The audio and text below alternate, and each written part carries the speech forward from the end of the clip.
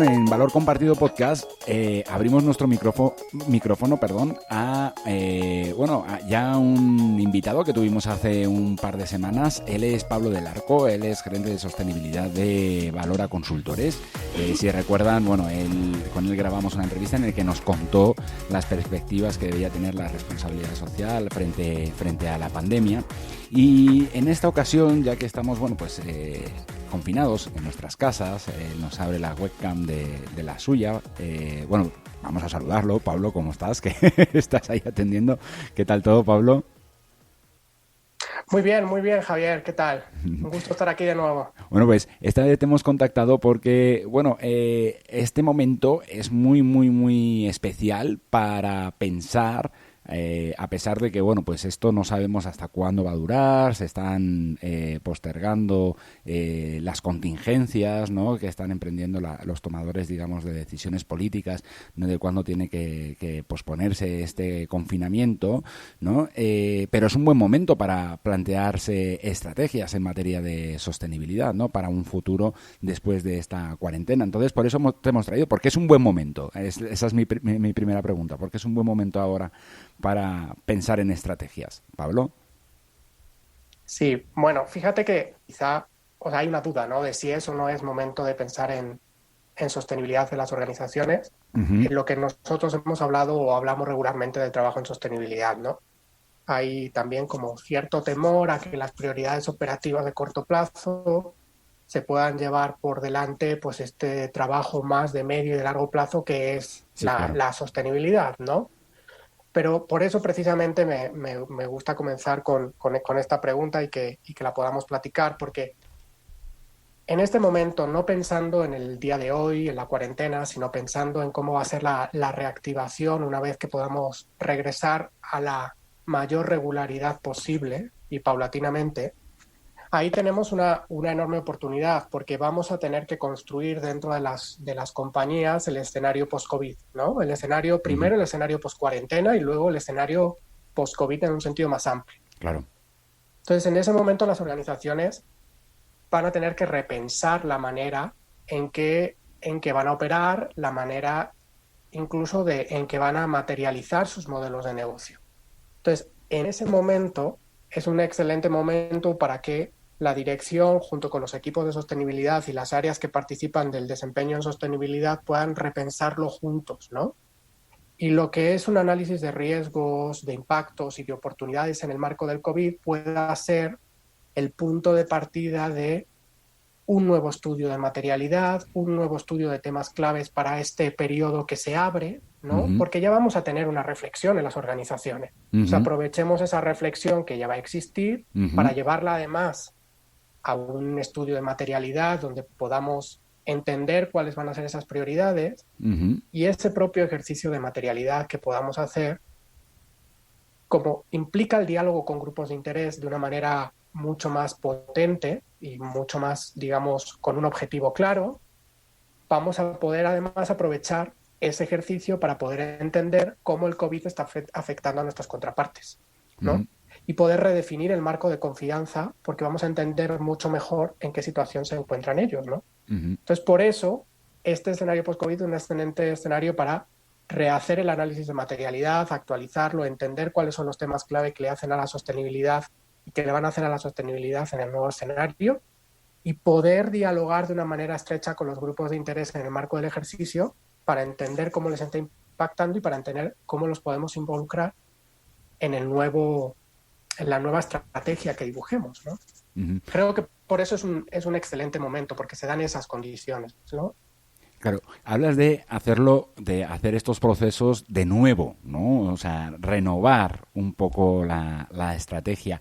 ¿El escenario hace que esto cambie o sea la manera habitual? ¿Cuáles deberían ser los primeros pasos? Y luego también tengamos en cuenta a lo mejor a quien nunca se ha planteado hacer una estrategia y ahora mismo encuentra el momento oportuno para hacerlo. Quienes ya tenían una estrategia, porque hay mucha gente que a mí en los últimos días me ha preguntado, bueno, ¿y para qué me sirve hacer una estrategia si luego llega el COVID y me lo cambia todo? El COVID como ejemplo de catástrofe, pero podríamos Claro. hablar de otras catástrofes locales para algunos sectores o países en concreto que ha habido, Uh-huh. ¿no? Ujú. Pero el COVID pensado como la quizá más grande que hemos enfrentado en los últimos tiempos. Pues es que la estrategia es una hoja de ruta que no Ujú. es inamovible, pero que por lo menos sí te permite tener articulado los esfuerzos, tener una idea clara de los pasos y poder mejorar la coordinación interna y cómo se van a involucrar todas las áreas en el desarrollo de las actividades. Eso no significa que sea una camisa de fuerza, se puede actualizar. Entonces, aquellas compañías que venían con una estrategia de sostenibilidad ya marcada, cuando nosotros hacemos estrategias, normalmente las hacemos a 3 años. O sea, aquellas que su ejercicio fue el año pasado, fue hace 2, y que por tanto tenían un desarrollo, obviamente van a tener que realizar ajustes, porque no es inflexible, pero es verdad que han venido trabajando de manera ordenada y que van a tener cierta claridad sobre cuál sería el business as usual sin COVID para poder meter los cambios con COVID. O sea, va a ser Ujú. más fácil el ejercicio. Entonces, creo que es importante. Y además, otra de las cosas que no comentaba yo antes es que hay 3 variables como que son fundamentales en este momento para hacer una estrategia, Ok. pero muy, muy, muy, muy importantes. Uno es que tenemos menor disponibilidad de recursos. Por tanto, tenemos que priorizar la utilización de los recursos. Ujú. Tenemos que mejorar la coordinación por razones técnicas obvias, ¿no? Y de comunicación, ¿no? Y tenemos un mayor escrutinio público. Y por tanto, tenemos que mejorar la manera en que comunicamos lo que estamos haciendo.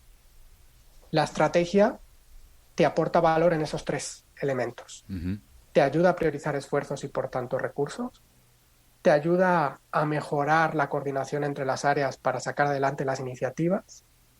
Y te ayuda a poder trasladar un mensaje de orden hacia los grupos de interés. Entonces, al final atacas los 3 factores que en este momento son más relevantes. Entonces, hay organizaciones que tenían estrategia, la van a tener que actualizar, sí. Aquellas organizaciones que no la tenían, creo que es un buen momento para que la piensen en un mes, en 2 meses, cuando ya por lo menos la parte de la cuarentena cese y estemos ya en un periodo de regreso y con un poco más de perspectiva. Y tú me decías, bueno, ¿y qué pasa con las organizaciones que como que todavía sienten muy lejos esto, ¿no? Ujú.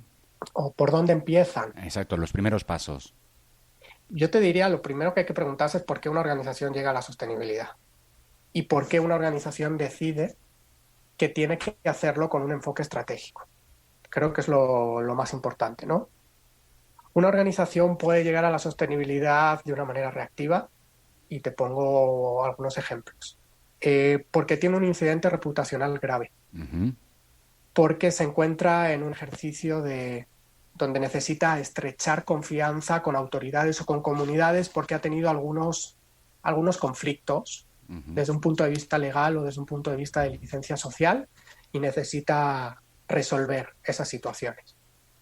También puede ser reactivo y pasa mucho con las subsidiarias, se lo está marcando una matriz, se lo está marcando una matriz de un mercado más maduro. Esto pasa mucho en Latinoamérica y por tanto como que le obliga a la subsidiaria a reaccionar. Y algo que está pasando y que ha pasado mucho en los últimos meses, que es el desarrollo del marco legal. Hay Ujú. muchas iniciativas que eran parte de la voluntariedad de las empresas y en México tenemos clarísimos ejemplos. Bienestar de los colaboradores, utilización de plásticos de un solo uso.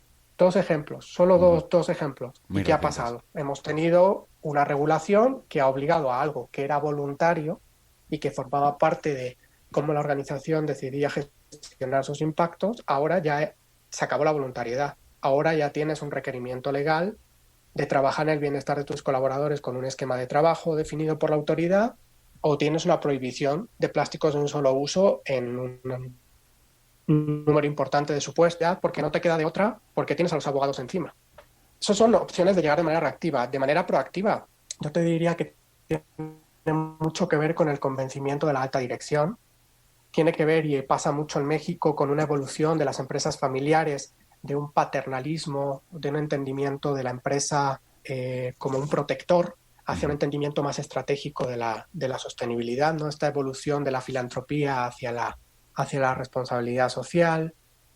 Puede tener que ver con la identificación de oportunidades de negocio o de oportunidades no solo de nichos de mercado, sino de formas de comunicar o de formas de hacer mercadotecnia que vayan muy vinculadas a sostenibilidad y por tanto con esa bombilla que se le enciende al equipo de producto, al equipo comercial o al equipo de mercadotecnia que sostenibilidad enganche.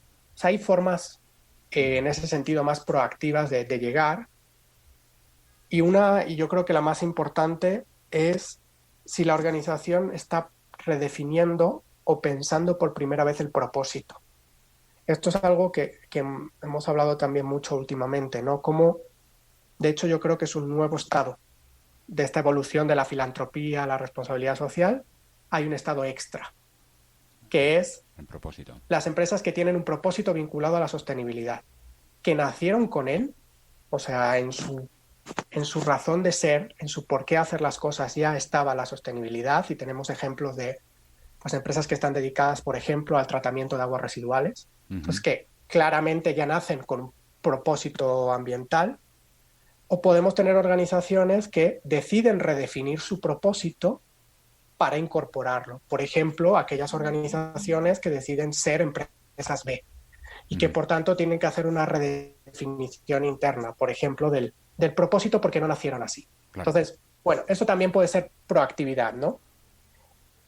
¿Y por qué hacerlo de una manera organizada? Yo te diría, uno, para poder involucrar a todas las áreas, para poder optimizar los recursos, para pasar de un escenario, cuando vemos cómo las organizaciones evolucionan en cómo gestionan la sostenibilidad, normalmente pasamos por, uno, un escenario donde las organizaciones hacen iniciativas no correlacionadas entre ellas, por distintas áreas, y que no saben qué es sostenibilidad. Luego pasamos a tener un responsable de sostenibilidad que hace un número limitado de iniciativas y que no tiene prácticamente comunicación con el resto de las áreas.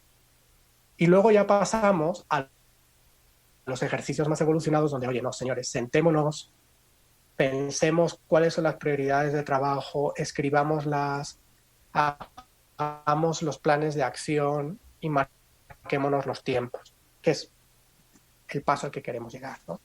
Entonces, por eso hay un abordaje estratégico, porque hay que optimizar y hay que madurar en la gestión.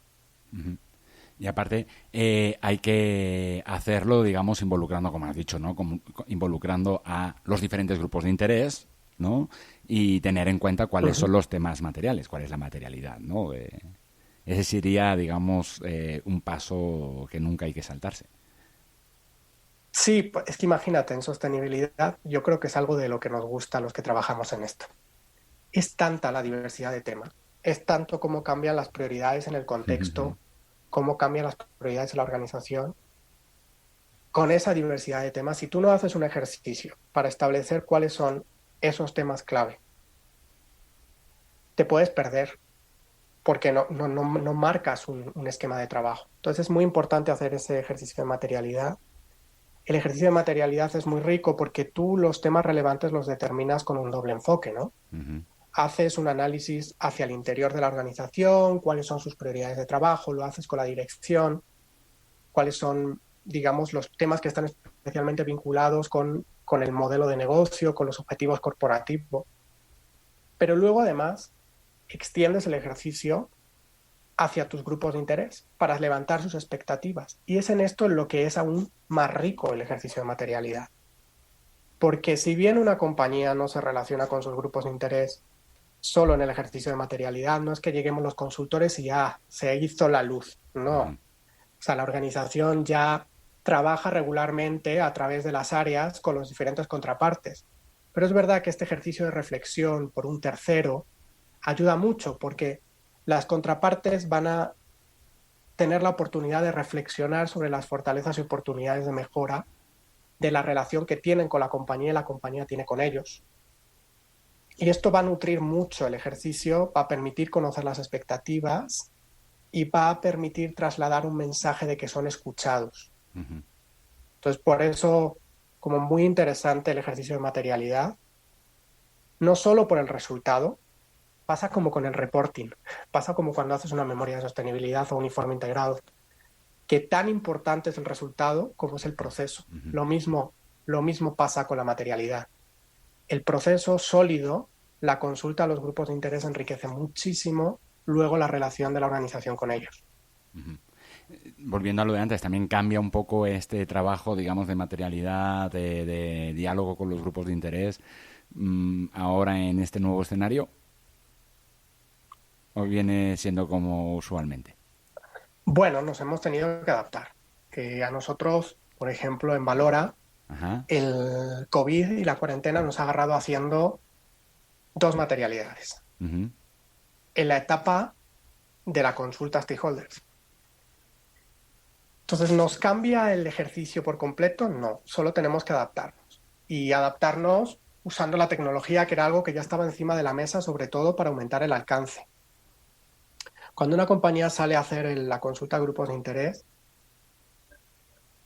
tiene que tener muy claro qué recursos tiene disponibles, porque el ejercicio puede ser tan amplio como uno quiera, ¿no?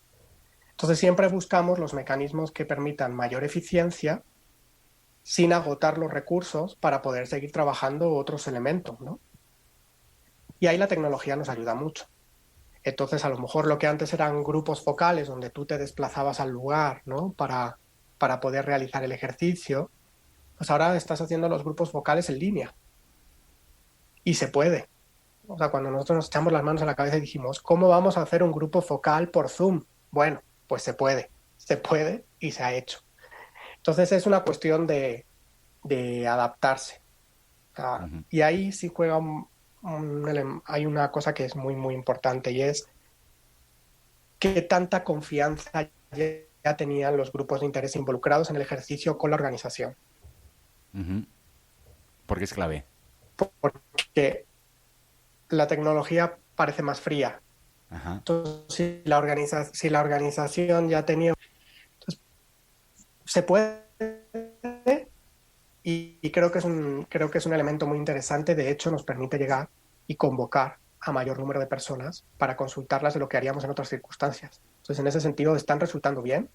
Ujú. Lo que sí te digo es que obviamente están cambiando las respuestas. Y por eso creo que hacer una materialidad en los próximos meses, regresando de la cuarentena, va a ser muy interesante. Porque los que nos ha pillado durante el ejercicio, hemos visto una evolución entre lo que nos estaban comentando, que eran sus expectativas, que eran las prioridades que le estaban pidiendo a la organización, para un mismo ejercicio, los eventos antes y los eventos post declaración de cuarentena han tenido respuestas sustancialmente diferentes. Entonces, por eso es muy interesante. Si podemos saber hacia dónde van esas diferencias, dónde han notado que...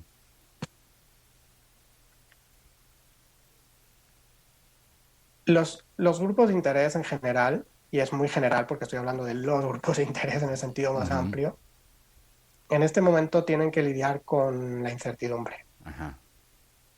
Entonces, lo que más le están pidiendo a la organización es una claridad, no solo en la rendición de cuentas, que era algo que ya formaba parte de Ajá. su discurso y de su solicitud, sino una claridad sobre las respuestas que se van a tomar, sobre la estrategia. Entonces, siempre se le pedía a la organización que explicara sus siguientes, ¿no?, lineamientos, que fuera clara de hacia dónde iban las cosas. Esto es aún más importante ahora con la dificultad de que ya no lo comunicas ahora y te sirve para 3 meses, sino que tienes que estar Ya. muy encima de esas prioridades. Ok. Pero los stakeholders quieren saber qué decisiones vienen, no la de hoy, la de mañana. Ujú. Ujú. Y de hecho, claro, ahí entonces la que juega un papel muy importante, una vez tengamos definida la estrategia, es la gobernanza. Así es. Lo que Cuando uno realiza un ejercicio de estrategia, habíamos hablado de la materialidad, pero ¿qué le sigue, no? Ujú. Nosotros, luego de los temas materiales, lo que hacemos es que esos temas los articulamos en una arquitectura de Ujú. focos, de líneas de acción. Esas líneas de acción luego tienen a su vez iniciativas que ya podía tener la organización, lo que llamamos iniciativas existentes, y que le hacen sentido a la estrategia.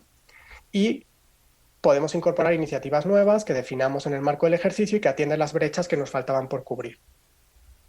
Las iniciativas obviamente tienen que ir acompañadas de un plan de acción.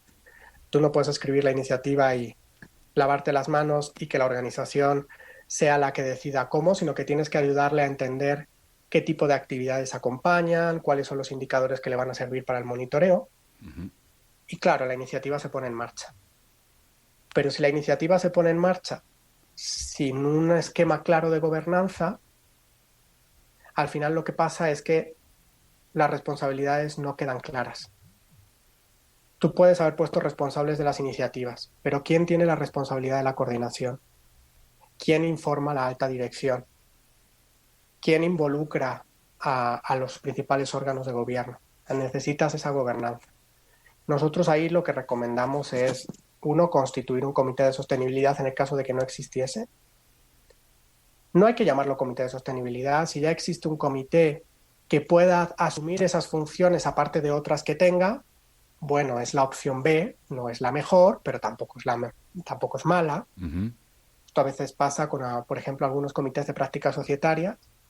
En las compañías más avanzadas, que son sociedades anónimas, pueden tomar esa función, aunque lo más recomendable es que exista un comité de sostenibilidad que informe al comité de prácticas societarias, que a su vez informa al consejo de administración.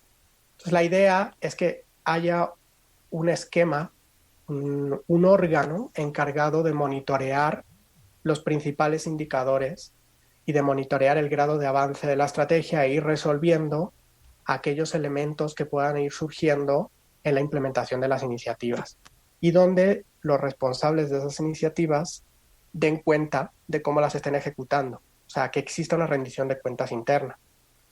Por eso en este comité es muy interesante que quienes tienen que formar parte son la alta dirección de las áreas que tienen iniciativas en el marco de la estrategia, Ujú. porque es la alta dirección la que tiene poder de toma de decisión. Y luego nosotros adicionalmente acompañamos a la definición del comité con otro ejercicio interesante y es un posicionamiento público hacia los grupos de interés internos y externos de cómo entiende la sostenibilidad la organización. Y esto parece de perogrullo, que diríamos, ¿no? En nuestra tierra de origen. Pero es que si yo estoy diciendo que tengo una estrategia de sostenibilidad, pero yo le sigo preguntando a 20 personas dentro de la organización y obtengo 20 respuestas diferentes de qué es la sostenibilidad para la compañía, yo sigo teniendo un escenario muy confuso. Entonces, la mejor manera es consensuemos nuestro entendimiento de la sostenibilidad. Lo tenemos que haber hecho para construir la estrategia, entonces pongámoslo por escrito y trasladémoslo a todos los colaboradores y al resto de nuestros grupos de interés para que se entienda cuál es nuestra postura de la sostenibilidad. Eso no significa que luego cada uno no pueda tener su opinión, pero por lo menos que institucionalmente exista un entendimiento. Y esa política pues puede ir acompañada de otras políticas adicionales, por ejemplo, de consulta a stakeholders, cómo hacer ese ejercicio, cómo identificar a los portavoces, etcétera, ¿no? O políticas de temas especialmente críticos, política de diversidad, de cambio climático, anticorrupción, algunas políticas que es necesario que acompañen a la estrategia porque vamos a tener iniciativas vinculadas y necesitamos crear lineamientos, no solo para la iniciativa, sino para cómo se gestione la totalidad del tema. Ujú. Eh, Es interesante, muy interesante. Sí, de hecho, esto, luego ya, después de eso también, pues no, faltaría también un nuevo paso, que sería el del reporte. ¿Eh? Y creo que en la última entrevista que tuvimos ya lo tocamos, ¿no? De Uh-huh.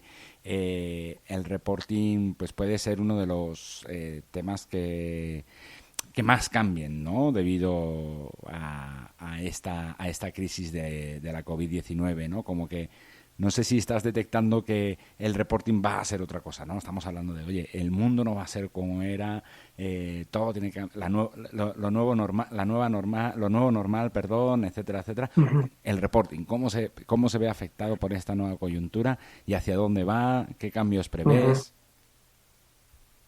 Mira, yo creo que por lo menos el reporting, lo primero de todo es que seguirá, Sí, y porque es clave, o sea, es clave. Y seguirá porque una compañía que lleva haciendo el ejercicio por 10 años, ujú, algunas de las más veteranas de México, 15 años, ujú, más, para cortar la comunicación es muy difícil. ujú, Adicionalmente, en México, las grandes empresas, la mayoría está con un ejercicio de reporte integrado, sí, en el sentido de que no es que haga una memoria de sostenibilidad para el desempeño extrafinanciero y haga su informe anual principalmente enfocado en el desempeño financiero y la gobernanza, sino que ya van de la mano. Sí.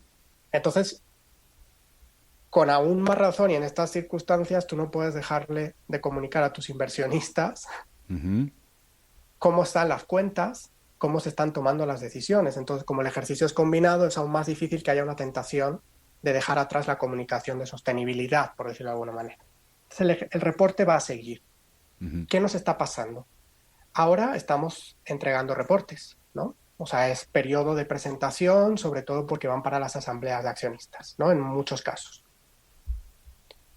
Esos reportes han salido pre-COVID, por decirlo de alguna forma, es decir, han contado el desempeño 2019 con las prioridades de trabajo que estaban marcadas y los resultados obtenidos. Algunas memorias que no salen en esta época, sino que salen durante los próximos meses, ahí mi recomendación, que nosotros también vamos a estar desarrollando, mi recomendación es que también consideren un poco el contexto del COVID. Entonces, cuando tú salgas a comunicar tu desempeño 2019, lo enganches con cómo estás respondiendo a la emergencia del 20, porque si no va a quedar súper descontextualizado. Lo cual no significa que hagas un reporte de 2020, sino por lo menos engancha las principales prioridades de trabajo. Y para el ejercicio 2020 de este año loco que vamos a estar viviendo, el reporte va a continuar. Ujú. Va a continuar porque la rendición de cuentas no se para. Va a continuar de conformidad con los principales estándares internacionales. Esa es la recomendación. A mí hay mucha gente que me dice, es que yo no quiero utilizar los marcos de reporte. El principal sabemos que son los estándares GRI, ¿no? Yo no quiero utilizarlos porque siento que es una camisa de fuerza. La idea de utilizar estos es darle legitimidad al informe. Es decir, que no decidas tú por tu interés de parte qué vas a estar comunicando, sino que tú vas a estar comunicando aquello que responde a tus temas materiales con los indicadores o contenidos consensuados a nivel internacional en relación a esos temas. Ujú. Pues te das la legitimidad, te ayuda a establecer indicadores y contenidos, digamos, más neutrales y además a tu audiencia le ayuda a la comparabilidad. Porque dos organizaciones que tengan un tema material similar, por ejemplo, dos organizaciones de un mismo sector, van a reportar con indicadores similares. Entonces es mucho más fácil la comparabilidad para la audiencia. Entonces mi mensaje respecto del reporting es que va a continuar, que más que nunca tenemos que hacer reportes de calidad porque el escrutinio público va a ser muy Ajá. fuerte. Por tanto, tenemos que irnos hacia los estándares internacionales y que sí vamos a tener que responder o dar cuenta en ello de los cambios que ha experimentado nuestra organización producto del COVID. Claro, hacia ahí iba, ¿no? Un poco, lo comentabas al principio, va a haber un mayor escrutinio, ¿no? Por parte del público. Entonces, claro, el reporting, por supuesto, no, mi idea no era que fuera a desaparecer, ¿no? Pero qué No, por cambios, favor. qué cambios podía conllevar eso, ¿no? Claro. Hacia esta herramienta de comunicación del desempeño, ¿no? De lo que están haciendo las empresas. Oye, por otra parte, ustedes en Valora Consultores están realizando hasta el 13 del próximo mes, hasta el 13 de mayo, una serie de webinars titulados como Reimaginando el nuevo mundo post-COVID, bueno, algo así. La idea es potenciar la sostenibilidad en estos tiempos de crisis que, como mencionábamos al principio, pues la sombra de la duda hacia la sostenibilidad pues siempre cae, ¿no? En estos escenarios a lo mejor de crisis que nos podemos ir hacia bueno, pues iniciativas más cortoplacistas, ¿no? Más que medioplacistas y largoplacistas, que es lo que nos aconseja la sostenibilidad. No sé, ¿cómo les está yendo con esos webinars? ¿Qué se está hablando? ¿Qué se está viendo? Pues mira, estamos justo en la mitad. Ajá. También te digo que puede ser que haya más. O sea, ahí estén atentos porque la verdad es que este ejercicio está siendo muy dinámico, está arrojando muy buenos resultados. Entonces estamos en el Ecuador en el sentido de que ya hemos tenido 3 hasta ahora. Ajá. Tuvimos en Panamá un primer ejercicio para explicar cómo la gobernanza corporativa tiene que responder al COVID o cómo el COVID influye en la gobernanza corporativa. muy interesante con Sumarse, que es la organización que Sí. promueve la sostenibilidad en Panamá, que son buenos aliados. Hay más movimiento en Centroamérica en torno a esta temática también. En Ecuador llevamos 2 seminarios, ayer fue el último, por eso digo que estamos en la mitad de los 6, ¿no? Ujú. Sobre estrategia precisamente. Entonces, muy interesante que estemos hablando hoy de ello porque han sido de los seminarios más con mayor audiencia de los que ha venido experimentando la organización, porque hay mucha inquietud por aprender cómo priorizar esfuerzos en este momento. Claro. Entonces, la verdad es que vamos muy bien. Se vienen ahora 3 seminarios adicionales con SASB para hablar de información y reporte ESG. Se viene otro seminario adicional con Céspedes para hablar de los objetivos de desarrollo sostenible. Y hay un seminario adicional con CDP para explicar un poco el contexto de la medición y de la información ambiental. Ujú. Entonces creo que tenemos un ejercicio muy interesante, nos hace mucha ilusión, fue algo que preparamos con mucho cariño y esperamos que les sirva a las organizaciones para en este momento pensar o reflexionar de qué manera pueden introducir cambios. Ujú. No, no viene otro de estrategia, ¿no? Ya hemos Yo, pasado. yo creo que ya han quedado dos seminarios interesantes de estrategia, pero eso no significa que más adelante no podamos volver a hablar de estrategia. Yo encantadísimo siempre. No, lo digo porque, bueno, hilándolo con este episodio de podcast, ¿no? Pues hablar de algo que ya pasó, seguramente a lo mejor a alguien se le ponen los dientes largos, ¿no? En cuanto a eso, ¿no? A las ganas de poder asistir a uno, porque como tú decías, ¿no? Es un momento muy interesante, muy importante, porque juegan o entran en juego 3 variables que comentabas al principio, y es que, bueno, pues hay que eficientar los recursos, hay que estar más coordinados, y ahora estamos más si cabe bajo la lupa, ¿no? del escrutinio público, y la estrategia en sostenibilidad es fundamental. Pablo, no sé si quieras añadir alguna cosilla más en estos pocos minutos que nos queda de entrevista, de algo que creas que ha quedado en el tintero, que digas, cachis, se me olvidó Sí, comentarlo o se te olvidó preguntar sobre esto. Ahora es tu oportunidad. sí. Bueno, yo junto con agradecerte el tiempo y la oportunidad y decirte que como siempre es un gusto colaborar contigo, yo quiero terminar con un mensaje que es un mensaje que llevo repitiendo las últimas semanas y que hablo mucho con mis colegas de sostenibilidad, ¿no? Que Ajá. es que la sostenibilidad no se acaba, que la sostenibilidad no se detiene, que de Uh-huh. aquí salimos reforzados porque más que nunca necesitamos un entendimiento de los negocios resolviendo los contextos. Entonces, la sostenibilidad no cayó, no va a desaparecer. Eso sí, es el momento donde va a quedar claro quiénes habían asumido la sostenibilidad como algo propio, como algo interiorizado dentro de la organización, como algo lo que creían, y aquellos que lo estaban trabajando solo desde un punto de Cosmético. vista, ajá, eso es. Entonces va a ser muy interesante para ver quiénes eran los que realmente estaban convencidos, pero no se va a detener. Uh-huh. Y es el momento además para sumar a aquellos que a lo mejor no lo tenían en el radar y en este contexto se han dado cuenta de que hay que hacer las cosas de otra manera, Claro que ¿no? sí. Entonces no se va a detener y nosotros le vamos a poner todo el esfuerzo posible. Oye, pues muchísimas gracias por finalizar pues sí, con esta reflexión, ¿no? De que la sostenibilidad no se acaba, de que la sostenibilidad no para. De hecho, igual, es más, debe salir reforzado para aquellos colegas que trabajan en estos temas de sostenibilidad y responsabilidad social, pues todo nuestro apoyo, ¿no? Y ánimos Sí, para trabajarlo dentro de sus empresas, o para apoyar a las empresas y también para que otras empresas que, como tú decías, no estaban siendo conscientes, caigan en el 20, ¿no? De que el mundo post-COVID o el mundo post-cuarentena, primero y luego post-COVID, pues va a requerir de sostenibilidad. Y ahora hemos tenido un cisne negro, como han llamado. Puede venir ese cisne verde del que se hablaba antes, ¿no? Por sí, la así crisis es. climática. Entonces, estrategia, estrategia y estrategia, ¿no? Como decía Luis Aragonés, ¿no? Que decía ganar, ganar y ganar. Pues aquí es estrategia, estrategia, estrategia y estrategia. Vale, Pablo. Oye, Así pues es. Muy es bien. un gusto volver a tenerte en Valor Compartido Podcast. En la descripción de este podcast dejaremos las ligas tanto a Valora Consultores como a esta serie de webinars que están preparando. ¿vale? Para que si alguien, bueno, pues quiere sumarse, Perfecto.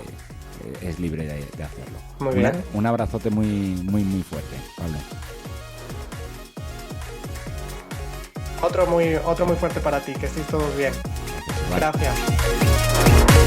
Para que no te pierdas ninguna de las entrevistas que te ofrecemos diariamente, suscríbete a nuestro canal en Spotify, YouTube, Apple Podcasts, Google Podcasts, iVoox o Spreaker, entre otros. También puedes seguirnos en nuestras redes sociales, en las redes sociales de Valor Compartido, para que no se te escape ninguno. Todos los viernes te enviaremos también el resumen de todos los episodios a tu cuenta de correo electrónico. No te olvides que tienes que suscribirte en nuestra página web www.valor-compartido.com. Un saludo y hasta mañana. Vamos a contarlo juntos.